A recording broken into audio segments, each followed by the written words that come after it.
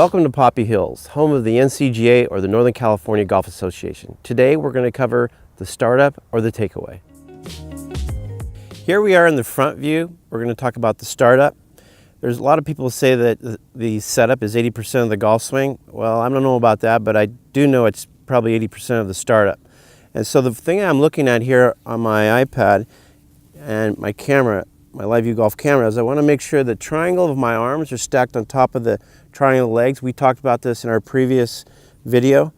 But as you can see here, when I put my hands forward like so, more than likely I'm going to take that club inside.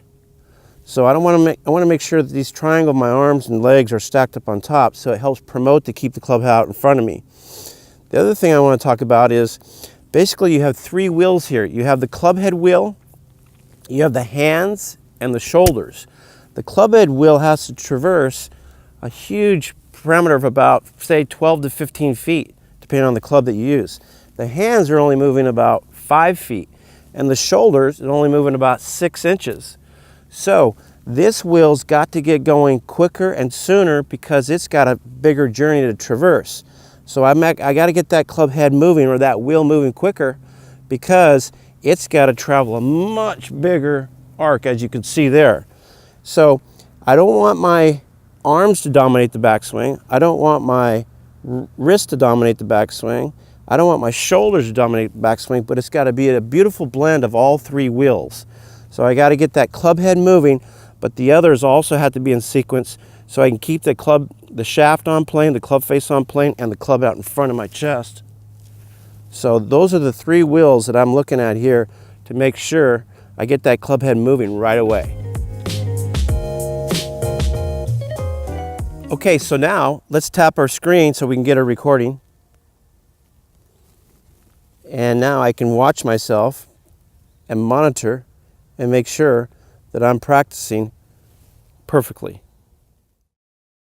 So here I have my iPad in front of me. I'm going to draw some lines. Again, we've talked about this before in the setup, making sure that the triangle of the arms stack up on top of the triangle of the legs so it looks like an hourglass.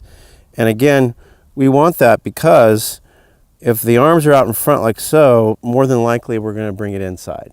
So the setup really does have a lot of influence on the startup. So make sure those triangle of the arms are out in front. And then also, like we can see here, we got to get that club head moving quicker with the loading of the golf club, and because it's going to travel much longer, so it has to get moving quicker.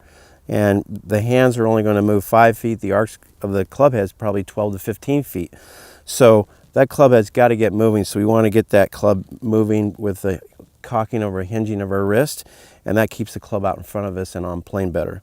And then the shoulders, we don't want them to dominate either because they're only moving about 6 inches.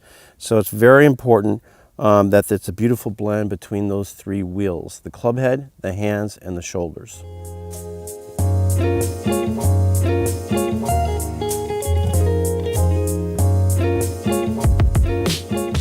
Here we are in the downline view for the startup. And the things that I'm looking at here are, I want to make sure, like we talked about in the front view, in the setup, I want to make sure that my hip sockets are directly over my ankles so that my tailbone is approximately 3 to 4 inches outside my heels. If I'm too far back, more than likely I'm going to take it inside. If I'm too far forward, again, I'm not going to have the proper balance as well, but I'm probably going to take it outside. So again, I want to make sure that my hip sockets are stacked over my ankles. And then here you can see I'm looking at my hands, making sure that my hands stay in what I call the rain gutter, or they're on plane.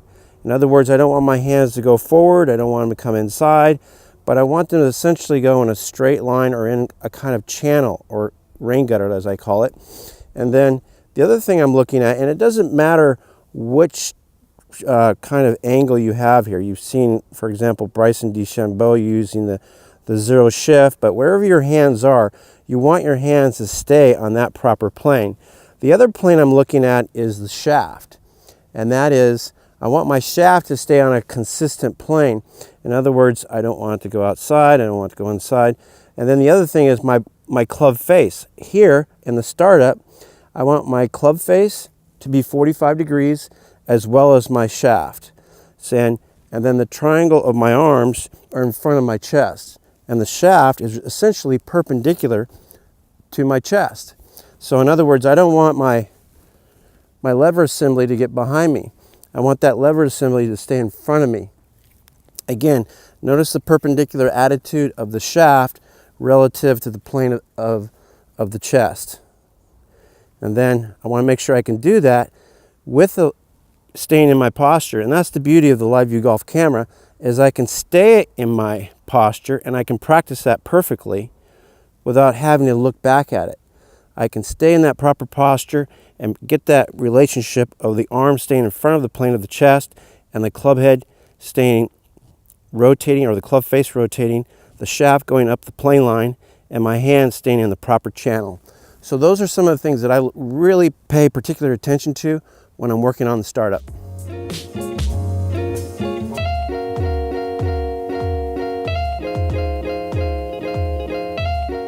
Thank you for joining us today and covering the startup. Our next video will feature the 9 o'clock or position 2. See you there.